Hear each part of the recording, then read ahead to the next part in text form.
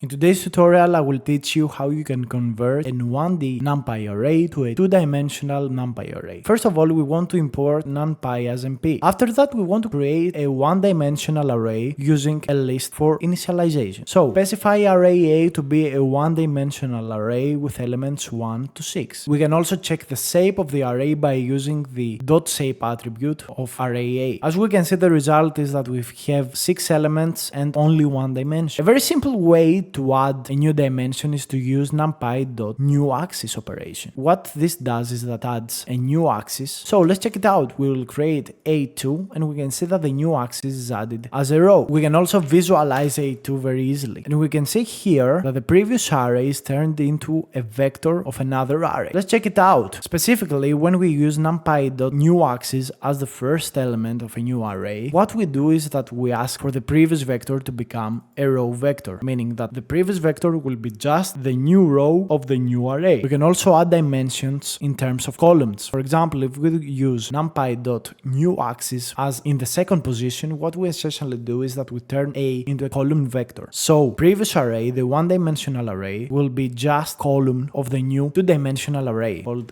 vector. Let's check it out. So here we see that we have 6 rows and 1 column, because our row before was like 6 elements long, so these 6 elements are used as columns right now. We can also use the numpy.expand dimension. What you do here is give as argument the one-dimensional array and also the axis parameter. The axis is used to control whether this could be a row vector or a column vector. For axis equals to 1, what we see here is that it is a column vector. So these two operations are pretty much identical. We can also use numpy.expand dimensions with axis equals to 0. What this will do is that it will turn A into a row vector in the array C. So if we check out the shape of C, it will be 1 row and 6 columns. It will be 1 row with 6 column values. So this is how you can actually convert a one-dimensional to a two-dimensional array. And by using the .shape operation, you can check the result of your conversion. Numpy.newAxis and numpy.expand dimensions are the two things that you need to know in order to do this operation.